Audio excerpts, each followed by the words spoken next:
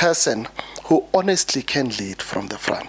And I think I did that for Tshwane at a time when Tshwane needed a hero. When Mokharapa left, it was bad. And I held the fort. When you are able to hold the fort in a capacity where you are not the incumbent, but you understand that to take all the decisions that an incumbent should, then you should know. I mean, I've made some really bold decisions. We had a strike, bro, in Tshwane around that time. And there were buses there and whatever. And I took a decision to pay the workers what was due to the workers at the time. We averted some really, really catastrophic results. Today, the current mayor refused. I've demonstrated well. While you are on that, can you confirm that Lebona they do at the DA, they do have cadre deployment? Because what you said is just akin to a cadre deployment. No, absolutely. I mean, why was Marietta Ocamp in that office if it wasn't cadre deployment? We can't be asking obvious things. Yeah. Marietta was unqualified to have the job that she has as a chief of staff. Yeah. And in fact, let me tell you what had happened in that caucus. And then we got in there, we just elected, and out is completely lost, out. Then, and I'm happy that Mashiane, you are doing this because this guy was so well funded. I remember there was an hour-long show, Go SAFM, dedicated to this. He was even brought to studio. Yeah, let me say, but not go studio. Prime time, bro. The best show. To characters, isn't it? Yeah, bro.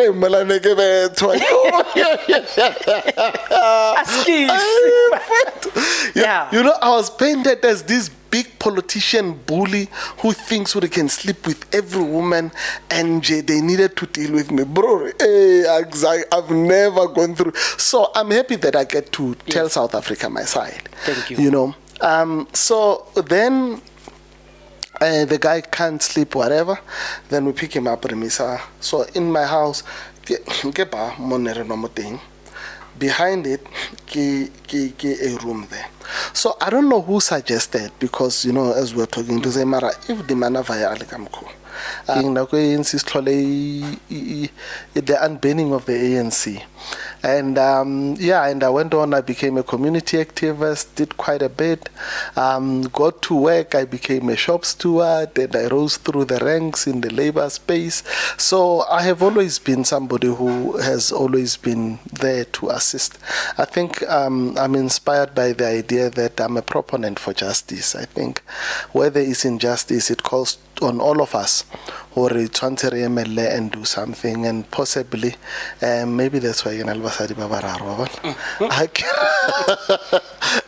don't want injustice, my friend. It's very few white people who really want to be equal with the one guy who's really nice, but I don't think he's got what it takes to lead the province as robust as Gauteng. You see, being nice is good because you entertain us, you sound well and everything, but there is work to be done. He's not proven to have done anything. On the contrary, that's Mbuyiseni. He has not been proven to have done anything. In his political career in Parliament, all he has ever done is to crack jokes and really sing when they needed to sing. And I'm not really being nasty. He's a nice guy. He's out. But honestly, we need somebody who can do the job. This province needs a man who really is bold, who has fresh ideas, who is not going to be a placeholder, his own person. I mean, I think some of these guys would be remote controlled from everywhere else other than themselves making the decisions that should take people of Gauteng forward. Because our people are the ones who are doing the groundwork. Yes. Now, later, the election, they are too melgrai. Now we are yeah. People are like, you are a candidate. I was called to a meeting somewhere. Wait. You were called to a meeting before the provincial, the regional conference? Before the conference, I was called to a meeting somewhere. I was put in a room. It's not your time. It's Mr. Mamang's turn. Stand down. Scar, man, who's this guy? This guy? No. At the time, the anointed man was Jano Engelbrecht. There's a guy who was supposed to take over, who was in the core, the controlling crew, yabo. Bo bargemang yabo mthako mong bana go Gauteng wena tampona iso.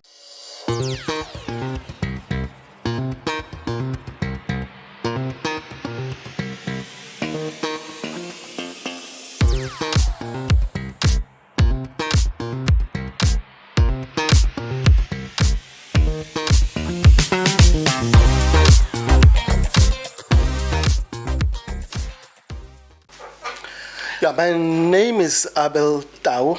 Yes. I was born and raised here in Tshwane. In fact, ke beletso go Winterfeld back then in 1978. I'm too old. And then I went on to go Haiba Squatter somewhere, and we got a stand for the HH. That's where I was raised in Soshanguve basically throughout. I matriculated because Gelabaraki IR Lesolang, it's just outside Loate police station on the other side, go Winterfeld.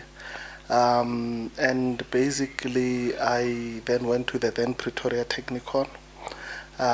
Subsequently I ended up doing a training with Transnet. I didn't finish then. But I then went back, and I'm a qualified diesel electrical fitter by trade. Went on to do quite a number of things, operations management with PMI, some number of things, locomotive performance with tags, and basically through and through I'm a locomotives person. I do regard myself as quite knowledgeable when it comes to locomotives. I obviously went all the way up until I was a superintendent, and at some point I was acting what they would call profit center manager, and I led there. I've done quite a bit in there, the coal line. I mean, in maintenance I was actually responsible for maintenance in the inland region as a whole. I mean, my team was responsible for maintenance in Rustenburg, in Tabazimbi, field service, and so I'm quite a technical person, and I think that's what would have been something that brings me into a space where in politics I'm in the technical side of things. But I think one thing that struck me, I think it was around I started school in 1984. So around that time there was turmoil, man, Kokasi, Go Winterfeld, I remember seeing the hippo and whatever. Consumer boycott. Once heard the consumer boycott, Black Power, and I remember so I knew something was wrong with that country. I knew something was wrong then, so that thing stuck with me. But the 1986 City Rocks massacre, which basically is not commemorated well and is not accounted for well. For me, that was a turning point. I remember seeing people running away. There were police everywhere. And so the political bug was planted in me. At high school, I became the deputy president of the SRC, the first SRC, after the disbanding. I think it was somewhere in 1993, after the barricking, the unbanning of the ANC. And and I went on, I became a community activist, did quite a bit, got to work, I became a shop steward, and I rose through the ranks in the labor space. So I have always been somebody who has always been there to assist. I think I'm inspired by the idea that I'm a proponent for justice. I think where there is injustice, it calls on all of us or and do something, and possibly maybe that's why I don't want injustice, my friend. But that is Abel Tau in a nutshell. I think above everything, well, in this election I am contesting to be Premier of Gauteng, and I sincerely believe I'm the best man for the job right now. With everyone who's there, I'm probably the most suited premier candidate of all of them. I mean, we've got Panyaza, He's a spin doctor. You've got Soli, the less said, the better. You've got possibly Kenny, I mean, like, really. You've got Nobuntu, Musumu, Announcite Mawani, I mean, the poor lady, Shemayot Ektela. You've got Wako Raisi, Olao Mongola. Mbiseni must just sing for Julius. Yeah, Ramako. Mbiseni must just sing for Julius. Probably the one guy who's really nice, but I don't think he's got what it takes to lead the province as robust as Gauteng. You see, being nice is good because you entertain us, you sound well and everything, but there is work to be done. He's not proven to have done anything. On the contrary, that's Mbuyiseni. He has not been proven to have done anything. In his political career in Parliament, all he has ever done is to crack jokes and really sing when they needed to sing. And I'm not really being nasty. He's a nice guy. He's outy. But honestly, we need somebody who can do the job. This province needs a man who really is bold, who has fresh ideas, who is not going to be a placeholder, his own person. I mean, I think some of these guys would be remote controlled from everywhere else other than themselves making the decisions that should take people of Gauteng forward. You look at everyone else, honestly, they really are not running the show. Even Banyaza himself, the internal politics in the ANC are such that he's not in charge of the province. And so you are always going to have a problem. That is why currently you have a problem with things that Banyaza cannot make decisions on other than the gimmicks that he's doing. I mean, I was just seeing yesterday somewhere on X that Julius was saying Midrand should be a metro if the EFF takes over now. Who's going to be premier, Mr. Malema? Is it going to be Mbuyiseni or yourself? And immediately, you know, when you start having those kind of interference before it's like, having Bobiare, we bought a new striker, is going to give us 15 goals. You know, coach, so that's what you are. They're preempting the lineup. Yeah, no, what was the lineup? So you need a person who honestly can lead from the front. And I think I did that for Tshwane at a time when Tshwane needed a hero. When Mokharapa left, it was bad. And I held the fort. You know, when you are able to hold the fort in a capacity where you are not the incumbent, but you understand that to take all the decisions that an incumbent should, then you should know. I mean, I've made some really bold decisions. We had a strike, bro, in Tshwane around that time. And there were buses there and whatever. And I took a decision to pay the workers what was due to the workers at the time. We averted some really, really catastrophic results. Today, the current mayor refused to pay, salary hikes, and there were a lot of problems that emanated from them. A strike that costed us hugely, employee morale that's at its lowest, and matata manchinchi that you can go on and on. Basically, the city is on its knees because of poor management and lack of decision making. Because he is running this thing from a phone with someone in Cape Town. You're not going to be able to do that. Those people, they don't know what's going on the ground. So that's the problem and the risk that we risk having as Gauteng Langs. We are going to have people who are going to be running this thing from either Winnie Mandela House or Lutule House or from somewhere. We need organic thinkers who work by things they see on the ground.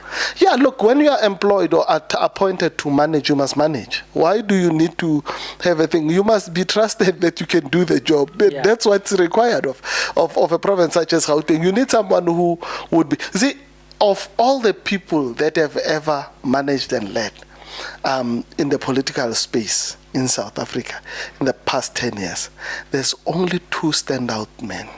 And believe it or not, unfortunately, they are both from Ekurhuleni. Monli Kungubele. That man led that city. He ran that city. He was the mayor and he was in charge. And then it was Mzwandile Masina. He was in charge. He ran that city and he understood. No one told him what needs to be done, and he was responsible for the results. Win or lose, you take responsibility. That's what makes for great leaders. That's what makes a Pep Guardiola or a Jurgen Klopp or a Hugo Bruce or a Abel Tau. It's that kind of characteristics that seeks to say, I will raise a hand and I'll stick my neck out and do the things that need to be done. And when I'm wrong, I'm wrong. I mean, when I became a MMC Katlago utility, we were busy fighting and trying to get the water resolved in Hammanskral and yada yada. And I get there, the process, the tender was done. We needed to hand over. We needed to hand over site. So yes. I must hand over site. Then when we are there to hand over site, the whistleblower says to me, I go back, I start looking at things. Because you see, when you are coming in, you can't come in and you you are a successor in law. You trust they did what was right. But when you are given information that hey, there might be something wrong, then you go and look. And when we looked, I realized I cancelled the tender. I cancelled the tender. Wait, then be specific. Which one did you cancel? With the 1 year Saudi. I did. So did you no? No, I did not, bro. There were issues. You see, when we got to the point where we got to, where it was now cancelled for the second time. Imagine if we had moved on from the point. Because I cancelled, and then had like the administrator, they decided they are not going to defend. The man went to court and he won the case because the city did not defend. A sound decision. And then they went to site, and then we are now almost 340 million rands later, and there's nothing, and people died of cholera. So it pains you sometimes when you look at these things. You're saying, you know what? I stuck my neck out and said, this thing is nonsense, it must be cancelled. Today we are sitting here having made noise. You had Hammond blowing all types of gaskets, personal vendetta.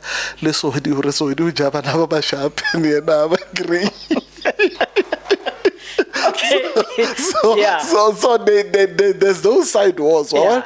But the reality is we wouldn't be having that had people understood that there would be people who know their job and do it well, and I think I'm that kind of a guy. No, Galebo, I made a piece where I'm comparing two great men, Mpho Kata, Songezo Zibi, very brilliant men.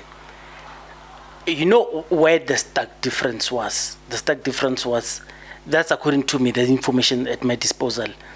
Mpho rose from being a lone ranger with bitcoins and stuff. Songezo, in the other way, he got his hands that he was an editor, he led teams, and so that's the difference I drew.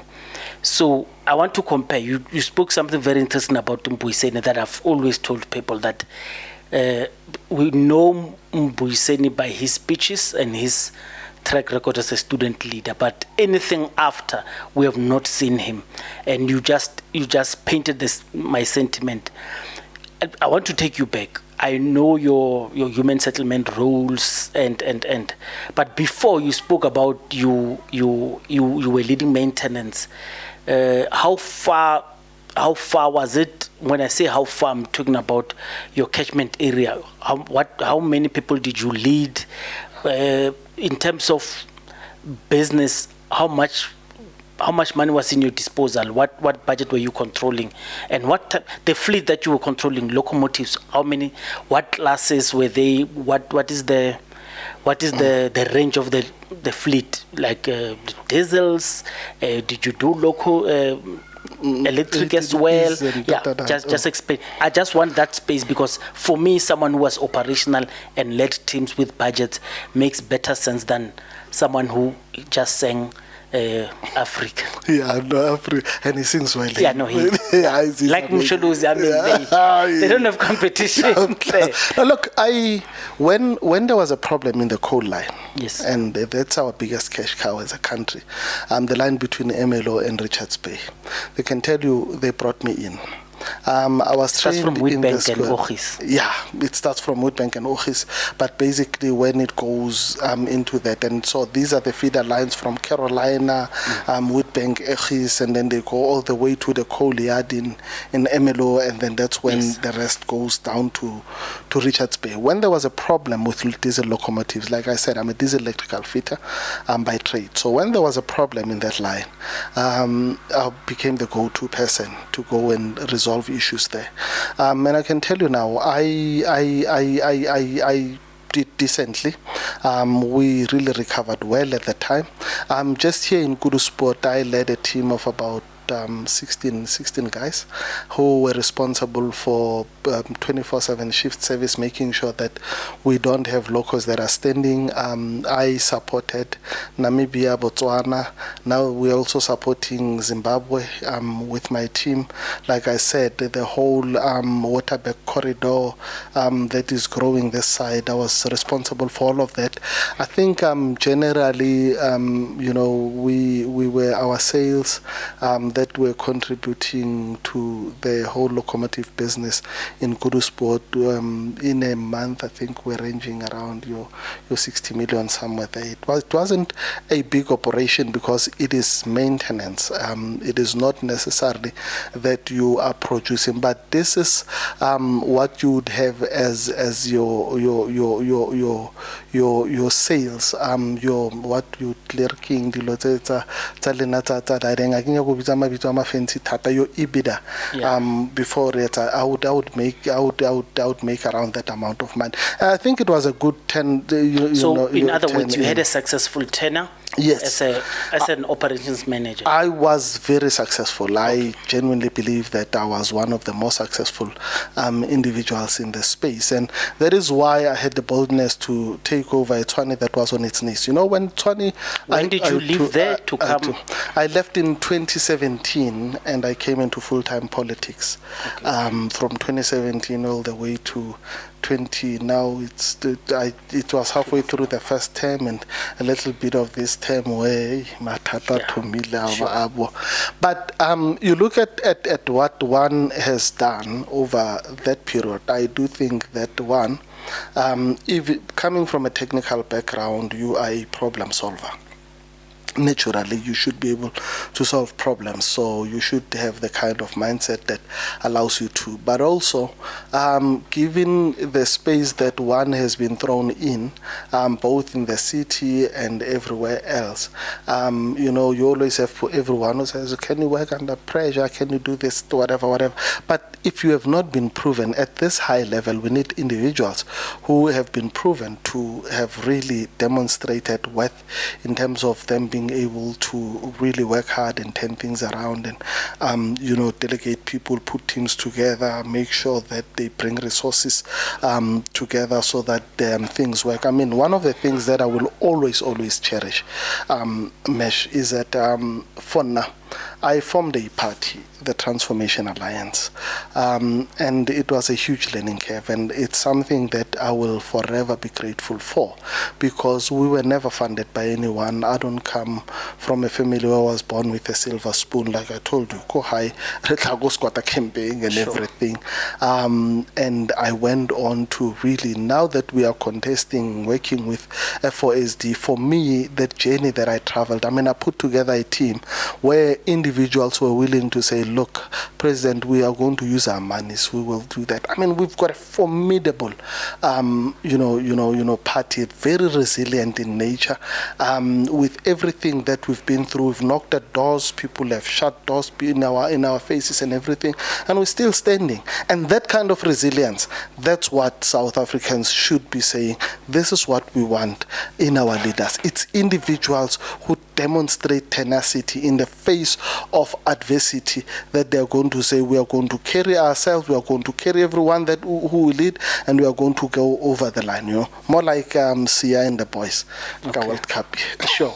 Thank you. So, and you joined active politics around 2017. What was your role and which political party was that? Full-time politics, I became the regional chairperson at DA Tshwane, so I got into a very nice setup. You know, in the DA it's nice. The bosses in Cape Town decide who becomes the regional chairperson, Mufatsimo, and then they've got what they call political heads, so those ones who appoint the branch chairs, and there they are congressing, and there's a nice election that happened. They deny that. When we put it to them, they deny it. Come on, who's going to accept? When we say they are anointed from Cape Town. No, I'm from there, bro. They can say whatever, and I'm not bitter. I've demonstrated well. You know? While we're on that, can you confirm that Lebona they do at the DA, they do have cadre deployment? Because what you said is just akin to a cadre deployment. No, absolutely. I mean, why was Marietta Ocamp in that office if it wasn't cadre deployment? We can't be asking obvious things. Yeah. Marietta was unqualified to have the job that she has as a chief of staff. Yeah. And in fact, let me tell you what had happened in that caucus. And then we got in there, we just elected, and we come in, and Marietta gets there. They're coming in for the first time, so they've got a lily white make. Then they announce, and everyone is up in arms, and then it's only what's for her. It's like, no, this is not, this thing leaked. I don't know where it comes from. So we go back, so Marietta doesn't become an MMC anymore. Now there are those families in the DA, you know, that they're untouchables. They must be put where they want. They are the dynasty. They must be in the control. Yes. So she then decides to resign as a councillor there and there. And then she's going to Solis office to be the chief of staff and the woman was not qualified. I mean, like really, now you can't, bro. You see, we must put them into perspective.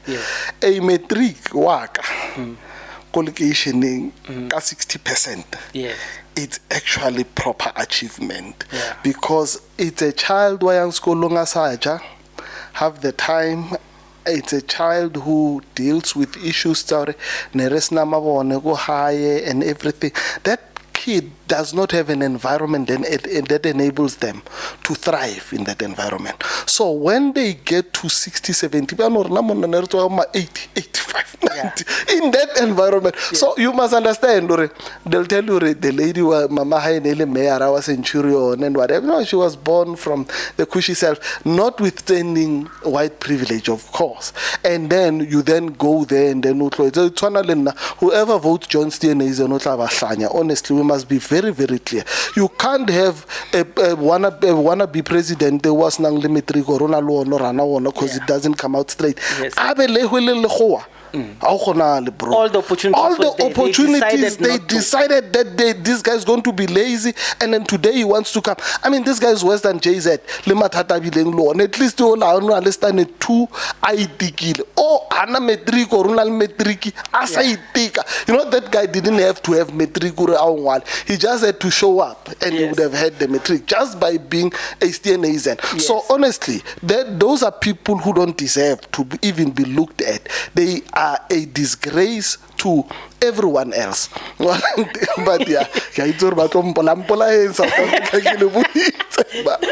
thanks for telling us. So you leave your cushy employment in the engineering sector, and then you join, and then you are sent directly to regional chair. Yeah, no, I'm getting busy. Yes. They looked at your credentials. Cape Town. That's where my political problems started. Then I disobeyed. Oh, you did not come through the normal blessing. Yes, now I was in part of the lab rate. I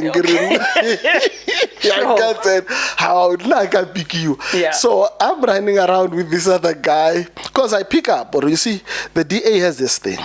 It recycles black people. So this term, go cancel. We've got Nalwena Leboma. Sure. Next term, Ranyama Lautlaba Sutwaba. So Mahua are maintained because Nalwena Pelare recycle. Yes. So we get there, I'm like, because yes. We walk around, we mobilizing, but we go demarcationing, because our people are the ones who are doing the groundwork. Yes. Now, later, the election, they are to Melgrai, never for now, yeah. Yes. People are like, you are a candidate, contest. I was called to a meeting somewhere. Wait. You were called to a meeting before the provincial, the regional conference? Before the conference, I was called to a meeting somewhere. I was put in a room. It's not your time. It's Mr. Mamang's turn. Stand down. Swaman, who's this guy? This guy? No. At the time, the anointed man was Jano Engelbrecht. There's a guy who was supposed to take over, who was in the core, the controlling crew, yabo bargemang yabo mthako mong bana go gaute wena tampona so na le challenge on so I was called into that meeting. Lemthako mong omtele o papa kana go cancel. Ke ena le gola o ba feta bo botlatlano mona nje wa matlhoma blue. Ke ena leng in charge ke boss nyana teng. So they call me, they saying Mrena some nice pub kai get in there's a room somewhere and Remrena manwa. Mosotho liwan. Yeah, Mosotho ke liwan ke ile ra ba mpiditse ba Remrena. Re gopela hore a rutwane, we can see your potential, mara stand down as na kwa how we feel around our experience, and this region is important. Yes. Kara ba fetu kan daru contest na ka le angry when I take over, I must run the region. Yes. There's a constitution that guides what I do. We have similar values. What would be a problem? Are you stifling a contest? Yeah, and I worked hard, bro. I worked hard and I convinced a lot of people. So you refused? No, I refused. I was never going to back down. I mean, there were a lot of people who had put their faith in me and trust in me and that actually started believing that that party can actually be a normal party, you know? Sure. So, fast forward, we went. Then I contested. Then I won. A week before the election. The election, diga Saturday. I think on Wednesday. Ngwanyana la wa ikitsi ha mpona o tlo itse ka itse ro editse wena yes ba hatlaela article DA in Tshwane too white says Abel Tau. My first baptism of fire. Journalist. She writes an article that says, I said the DA is too white. You know, like Laviana, and they coin it the way they do. Cape Town. Haribo was saved by a man called John Moody. I owe a great deal of gratitude to that man. Man came down. Before you go further, so the journalist had you on record? The journalist interviewed you? Or yeah, neresa ite untlile ampa chance re hona le congress re ke le botse re be le interview nyana ka ba le interview normal interview, nothing controversial, and then just the headline of that interview and the angle that was taken to write that piece was one to literally get me disqualified from the kind of campaigning that I was doing and literally expelled from the DA. So was the interview tape recorded? Yeah, it was tape recorded. We wrote to the ombudsman and there were some restrictions done. And that's how I got around, because immediately I released a statement to say, look, the views and the comments and the captioning of how that interview is incorrect. And I went on to then write to the ombud and whatever and prove to the DA at the time that it was wrong. It was Mario, you should have seen what No, I understand. The reason I'm asking is, and then what happens to the what happens to the journalist? Look, the Congress went ahead anyway. I was never disqualified, and I won the Congress. So after that, these things just fizzle off. Right, sure. But Sure. Yeah, so you then had the furor, but I won. I wanna we were told referee as well. Yes. I was offside. Yes. La maka le ba jale referee abo. Make sure.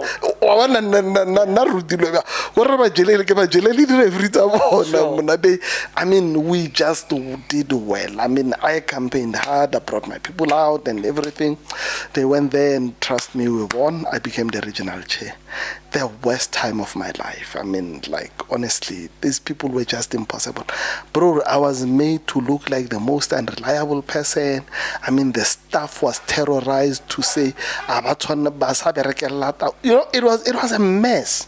So you had internal sabotage in the DA? Yeah, no, it was a mess. I mean, that tenure I had was a mess. But look, it made me grow. It made me stronger, because anyway, I was my own person, and that's the one thing I'll take to the grave. For that, I never became, somebody's lackey, and no one could go out there and say, I made you. I am my own person. I'm where I am in life because of sheer grit and hard work that I put in. I put in the shift every time. So yeah, I became the regional chair, and then I became, and that. So yeah, that's how I grew. I then left the DA after when administrators came.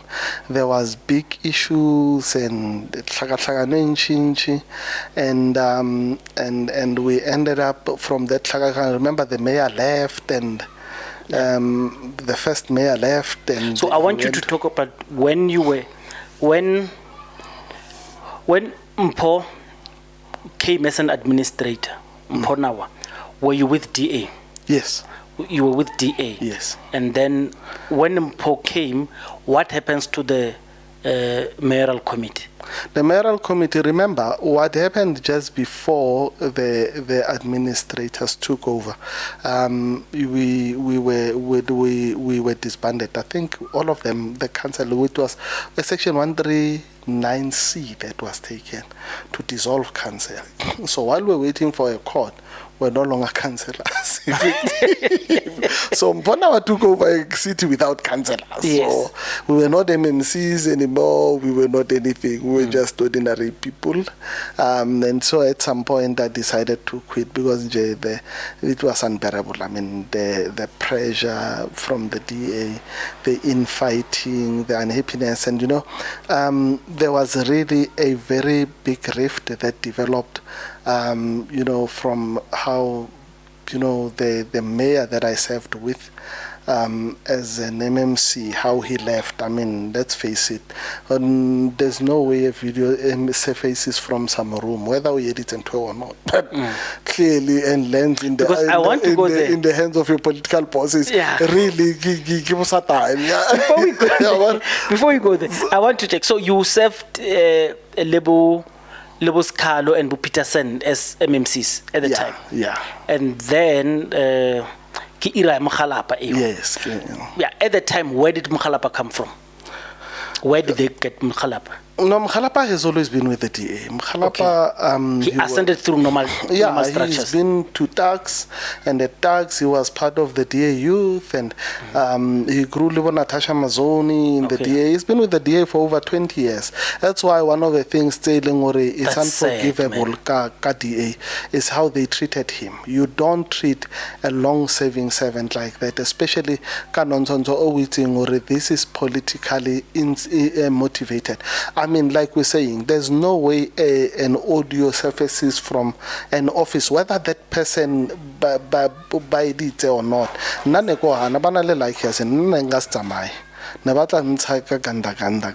was never going to resign. That's absolute nonsense. What what happened or did not happen with Mokgalapa, he did not kill anyone. He did not force anyone to anything. It was not. I'm not saying it's okay to do things in whatever. We don't know what happened. Yeah. And no one can prove that there's anything that happened and or did not happen. And therefore, for them to take the posture that they took, when Baba Mbappe Togo starting to the 1.4 million and nothing gets done, nothing gets probed and all of those things, and they get to and then the next thing you have got a man who and then you want to come. I thought they were never going to. I still have an issue with them. So Lubeti like a cousin. We'll come back to Mokgalapa. So Lubeti like a cousin. Or was it family? Was it friends? Who assaulted the man? Yeah. We can agree to say yes. And so and I'm happy you are juxtaposing the two. So because I was one of those who were asking that. So DA had information in their own disposal. They decided to leak it. So Mokgalapa, no wait. So Mokgalapa left that way, but Msola, Msola, yeah. Msimanga was hit in the media on Twitter. Yeah, man. It's there. Yeah. They take it. Yeah. And then, I mean, what surprises me is this one is more damaging than that one. Exactly. That one is more sabotage. It's public sabotage. Yeah. They sabotage a member of their own, like you say, he had 20 years in the 20 years in the party, and then this one, it's, I mean, this one is more reputationally damaging for the party than that other one, because that other one, you leaked it yourself. You are the one who were sabotaging the party. So I want to understand what made Mokgalapa to leave, because even to us, look, that man, that man. I worked with Mokgalapa, and that guy was a good guy. That man is a good man. That guy was a good guy. A lot of guys will tell you. Yeah. And Mokgalapa, man, I hope wherever you are, whether Winterfeld, Skandafu, or Okai, I mean, I'm giving you flowers. I mean, you were a good guy. Yeah. That guy, and what I liked about him is he came in well.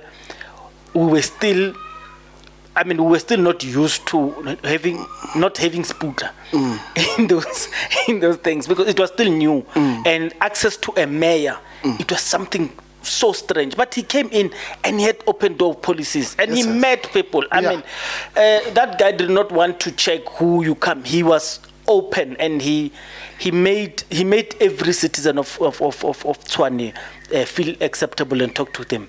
But like Mashaba, I don't think the white DA liked it very much, so they wanted to get rid of him. No, that's like I say. So, he brought the DA into disrepute. Yeah. But Solim Simanga, he didn't bring it into disrepute. He destroyed the name of DA, but he kept his job. Yeah. And now he's your rival for running for this office in Gauteng. What do you feel about that? Because it's almost like this double standards go Ramaphosa, Lebo Mang. This other one goes to integrity committee, he passes. This other one goes to integrity committee with far less charges, but he's checked out. What did you feel, you guys, at that time? Because we were, I will tell you after this podcast how disappointed we were at that time. Yeah. No, look, honestly, that is why I left the DA. Yeah. I had felt that there is no integrity. You see, you don't have to like somebody for you to understand that you need to be honest and fair with them. And that's the biggest failure that I had felt. I knew there and there that I did not have a future with this organization, because there's absolutely no way that when Mamang, who's anointed, has a beef with you, Tabateng, it's everyone, and you are never going to see the light of day. I mean, now I know or there are people to this day that I hated to death because of that. I mean, my issues even after I left the DA, that thing followed me there from the DAR. So we were very angry. Stevens did not deserve to be treated the way he was treated. He had served that party with distinction. He's a good man, a good father, a good brother. Believe you me, that man is a human being. No, that guy's a good guy. Yeah. So it was really sad that he got to be treated the way he was. But it was to be expected. You see, there's one thing that white people will always do, whether you like it or not. They will always look for a group of people or some amongst us who will always advance their agenda no matter what and make sure that they drive that agenda. There's never any issue. It's very few white people who really want to be equal with us and their intentions are honest and genuine. And it's a conversation we must have to say, guys, we are South Africans, all of us, and we understand the kumbaya and everything. But honestly, we cannot come through the door on your own terms. We must be equals in every aspect of what we are doing, and we are no lesser equals. And especially the history of South Africa has taught them or they are superior to us, so they can't handle being equal.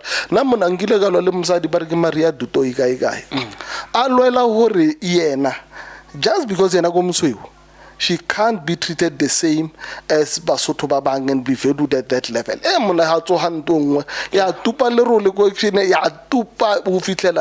Until I left, that woman had a problem. And there's a very serious problem in this country. Who feel oppressed when Balekana de Basotho Baba. You must always be like, now it's more prevalent going up at blue. So they will always find individuals within. And I think it talks to the answer. I always said to the people I led and someone very close to me, ha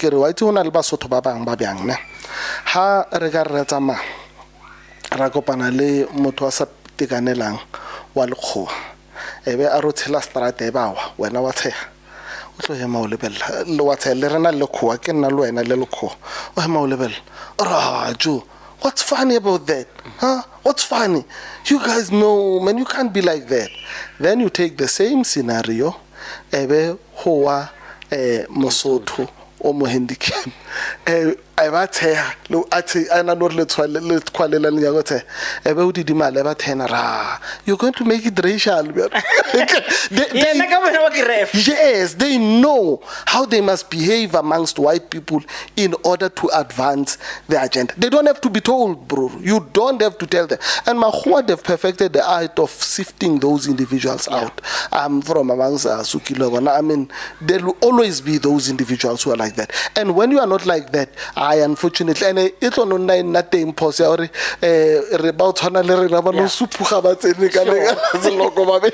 So how do you leave DA? You leave DA because of the build-up sentiment to say this home is not homely, or when action is starts being available, you jump ship, or were you pushed this side? I just want to know. Baukubile, uvaile, or ungadile, you jumped to the other green side. What happened? Look, Action SA before it, Homa. I remember there was a meeting. President that thing, because we used to have a small Lanyana caucus. Whether we believe it was Black Caucus, it was never an official structure. But politics. So it was never official, that structure. It happened to be there when it's there. So we meet Kondlunyam Tako and we start talking, and he says, if Helen emerges tomorrow, I'm resigning. I wish I could be there. I'm resigning as the mayor of Joburg, Somar with me immediate effect, and we do scenario planning and whatever. And Helen emerges the next day, and the day later he resigns, and John Moody is standing there. Musi calls him his hero, and so there were individuals who were part of that meeting, and obviously the idea was that in the long run there would be something that can be formed, and unfortunately between Musi and the guy did not agree at some point to say who leads the thing, and there was that thing, so it failed before it started. But eventually I knew that I wanted to to go there. In Tshwane at the time, I believe. Before you go, you know, even during that, I think it started around Lindiwe Mazobuko to say,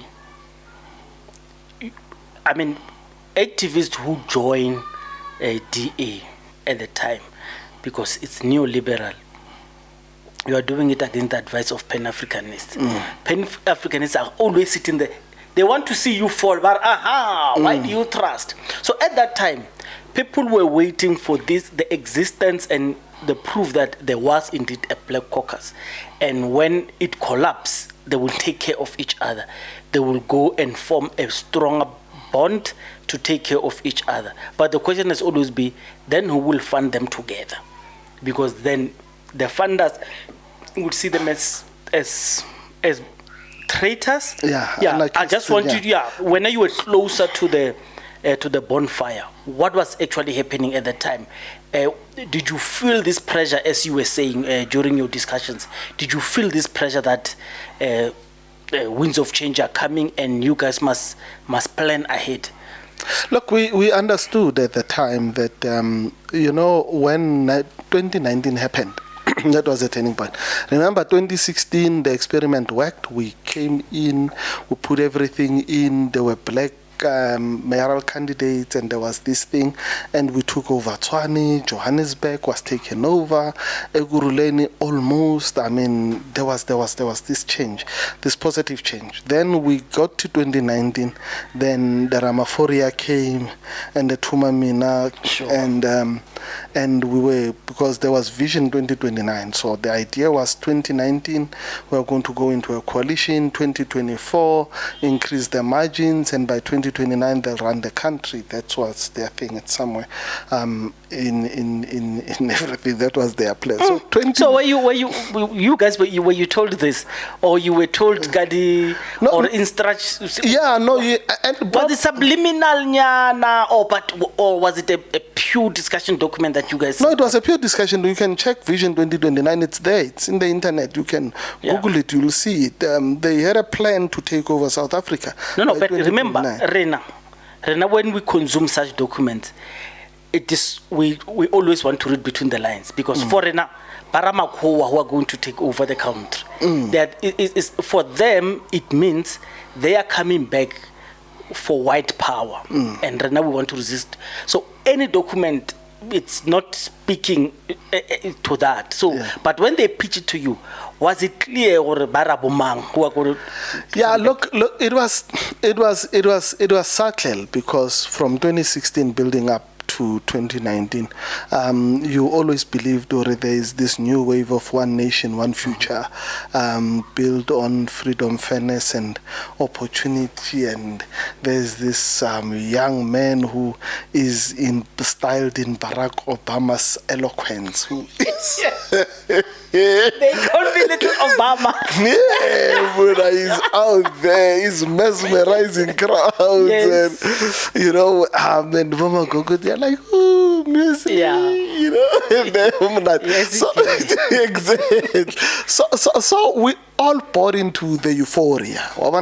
We all bought into the vision, because it was a beautiful plan for a country that would be very different in the whole universe. I mean, rising from the ashes of apartheid to see black and white working together, building a mid-income country to a very good income earner, a first in the African continent to be a first world country, just as we were excited to be part of this great move. And then Kanda Magogo nal different plans on Cape independence in mind. So I feel, Hori, it was great that we went through that period. All of us, it was said that nothing great could come out of that, because there's really should have been a cohort of great leaders who could work them together and advance that plan. I mean, if you were to bring in Musi, Hemen, Ganai Samuel, Gobosongezo Kwale, you bring in Mbali from KZN, you bring in Zwagele, you bring in who's a short guy. Yeah, I'm saying Makashule Walenko Rise. You bring in Bargamanko Cape Town. Who was the MEC? Bongosi. You bring Bongosi. Yeah, you bring in your Bongosis, and you bring in. I mean, you have a core of the cream of the crop that can really take South Africans forward. And obviously you bring in an Abel town. Only thing, on the starting lineup. Yeah, that starting lineup is proper. Eastern Cape, you bring in a Veliswan there. You go 9 provinces. There's a guy called Mpoele Maxwell Swate in Limpopo. You can bring in a cohort of great South Africans. And this has nothing to do with race as well. Because if you look at them, all of us are somewhere there doing our own little thing and as little black parties. So I don't understand, Hore, what would have been the rationale in not creating a solid movement that could really take South Africa forward from that perspective. But it is what it is. It is an opportunity lost, probably never to be regained. The proliferation of the politics of the day, I mean, the gaps and the distances have grown wider. Everyone has started their own thing. I cannot imagine Herman working with Musi under any circumstances except when to unseat the ANC, maybe. The same you can't see with the guys at Rise with Musi. What was the fundamental difference between the two guys? Well, look, I think it's the leadership issue. In terms of what? In terms of the brain capacity, and yes, but Musi was correct to say he possesses the bigger rationale. And brain, and we might have not, but let me tell you what is the basics escape him. Let me tell you a case like mine. There's an article that they are calling to do an article. They solicit is input, whether you give it then or not. Basics in leadership in management says you will call the person who is being accused. Say, what is your side? Yes. I can tell you the guy has never done that. Never, not once. Then he goes and make big comments about this man is crazy. And you're like, Chief, you've not heard my side at all. You've not even picked up a phone. You are commenting as a leader of an organization to a newspaper, a tabloid, and you have not heard the first-hand information from me, and you believe nonsense that is being spewed at face value. And that has been the history of the man. Those who know him, they'll tell you, very emotional, irrational. He takes decisions. Wangalangala. Ngena dile ningning na kwela udiscuss yore bafa Joburg to see EFF by Fakuruleni and Azamaya Kenya Rena wa resign. And I can tell you, the guy knew that we're having that discussion. When Bongani was saying, the guy knew the discussion, and that discussion was there. He actually gave a blessing for these discussions to happen, and he goes away, he comes back. So that's what Musi knew, that this man is sometimes short-circuited. Yeah. I'll come back to that allegation. But so fundamentally you are saying, even when outsiders, because it was clear for everyone that my man possessed the better politics, my man possessed a better social capital in terms of his networking, in terms of he was a better politician, especially in neoliberalism. So are you telling me that Herman wanted Musi to report to him? Yeah, basically that was it. He wanted to lead the thing and be the leader, and was like, that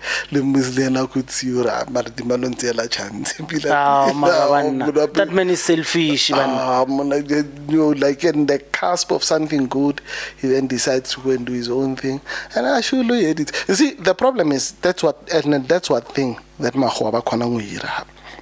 they can, if they get it right to make you think, that you are better than the rest of us, you see, you then get into trouble. They are going to pump your head with this gibberish that everyone else is lazy. Look at you, you are a self-made millionaire, you rose from nothing, you wouldn't allow Verwoerd to oppress you, and you could do all these fantastic things.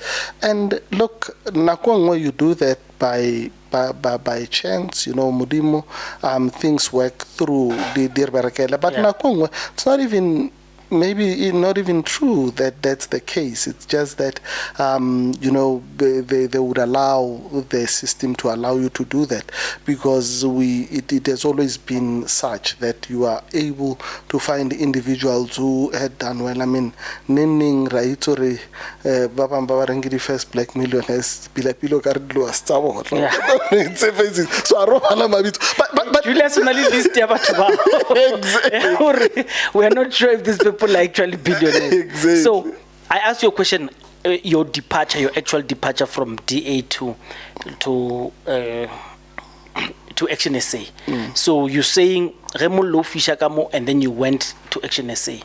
Yeah, look, we felt there is a project Pilanyana, because really I actually made moves. I tried to call Musi, set up a meeting and those meetings never happened. I remember I was supposed to go to Cape Town to meet him after COVID or during COVID. Remember, it was around that time, and those meetings never happened. And so I reached out to him and I said, Imran, this is the situation, what's happening? And he said, look, come through, and we could, at least there was progress. That's one thing you must give to Herman. He can make decisions. He's not going to sit here and think, if it is to fire you, which is good for a leader sometimes. Good leaders make decisions. Make your decision, stand by your decision. It's unfortunate when it becomes, like decision. It was not well thought, and they could have been done better.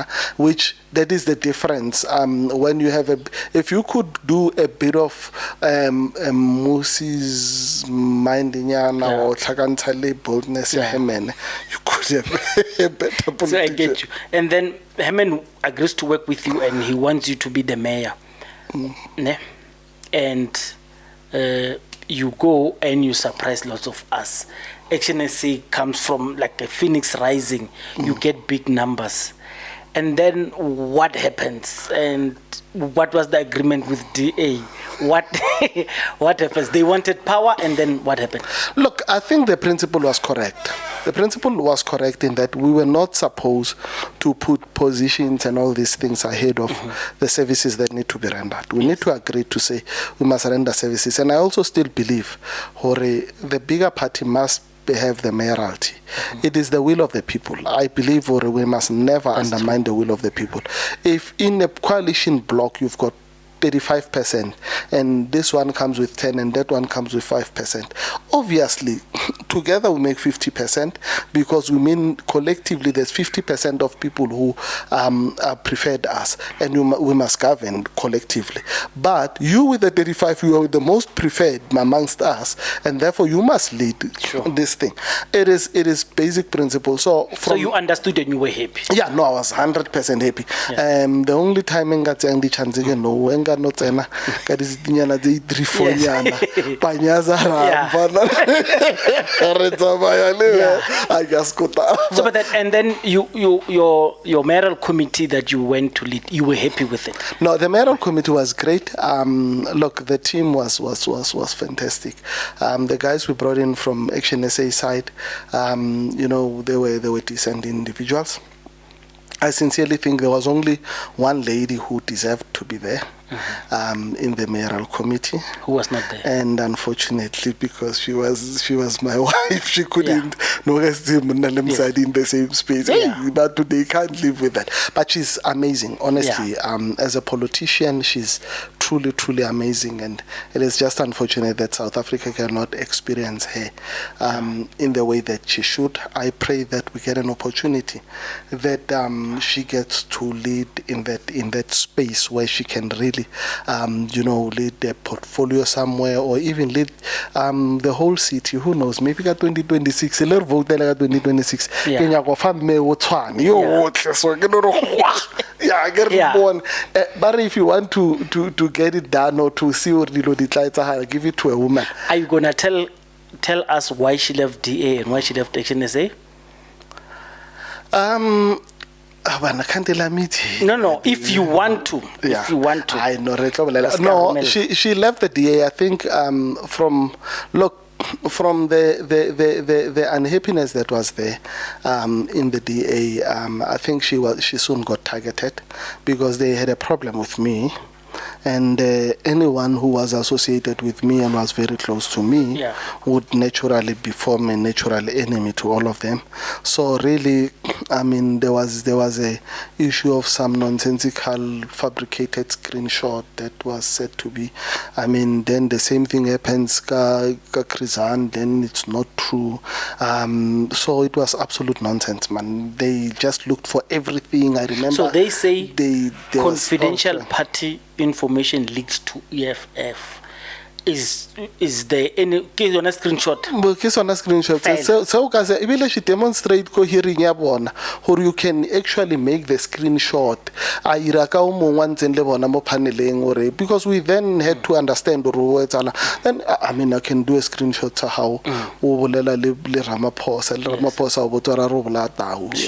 and whatever. That was absolute nonsense. But they held on to that and it did not hold water. Then they said something. But also, the same WhatsApp group that they are talking about, or it was confidential, it was actually a WhatsApp group that was open to even activists. And there was never confidential information that was being shared, except that it was the only thing that they could use to target her at the time. And it went on. And unfortunately, at some point, you get tired of this crap and you just decide to say, you know what, let me cut my losses.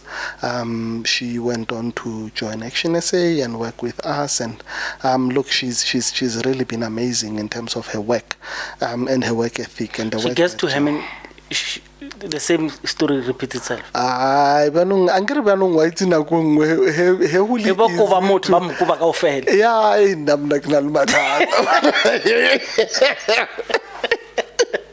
I've actually accepted that I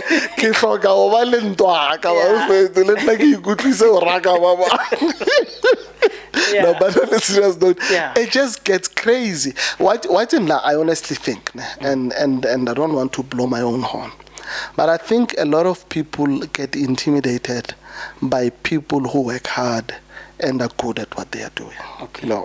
People get intimidated.